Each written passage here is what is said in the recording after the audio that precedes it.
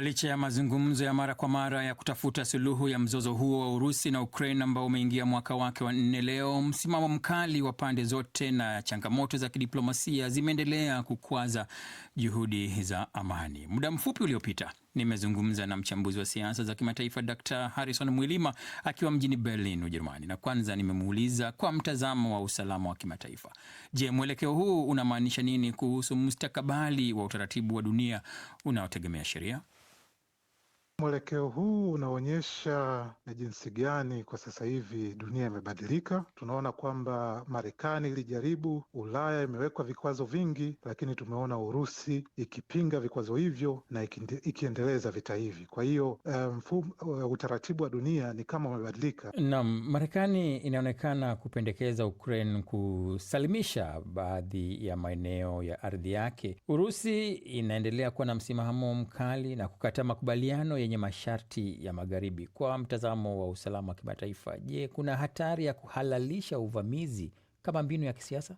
Inategemea unaiangalia vipi, kwa sababu kitendo cha kutaka kuingiza Ukraine katika jeshi la kujihami la NATO, Urusi ilikuwa imeshasema tokea huko nyuma kwamba usalama wake unahatarishwa, na tuliona kabisa kwamba nchi hizi za Magharibi zimekuwa zikiunga mkono Ukraine kuingia katika jeshi la NATO, na hiki ndo kimekuwa chanzo cha vita hivi. Kwa hiyo sasa unaweza ukasema ndiyo kuhalalisha uvamizi, lakini pia lazima turudi nyuma kuangalia tatizo lilikuwa wapi. Ukraine inaweza kugeuza vipi mizani ya kijeshi dhidi ya Urusi?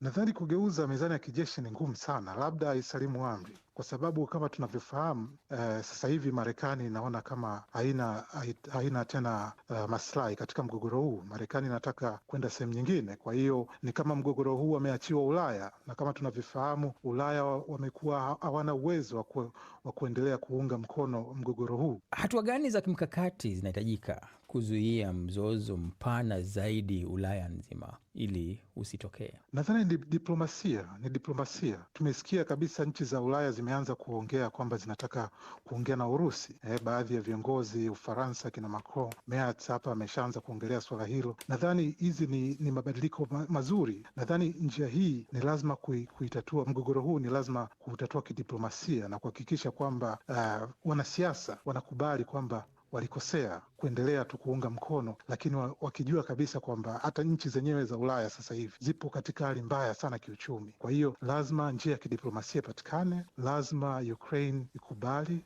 kwamba makosa yalifanyika na baadhi ya maeneo obviously ni lazima yaende. Unadhani raia wa Ukraine hahisi kwamba ulimwengu umemtelekeza? Wanahisi hivyo, lakini ni kama hamna jinsi. Ni nchi ambayo mgogoro huu kwa jinsi unavyoendelea ndio unavyozidi kuwa mbaya kwa raia wa Ukraine. Kwa hiyo saa nyingine mtu anasema bora ukubali makubaliano ambayo unaweza ukawa umepoteza kitu, lakini amani inaweza kurudi kuliko kuendelea na mgogoro huu na kuendelea kupata madhara zaidi na zaidi na zaidi. Kama kusema heri nusu shari kuliko shari kamili. Shukran sana Daktari Harrison Mwilima kwa tathmini yako.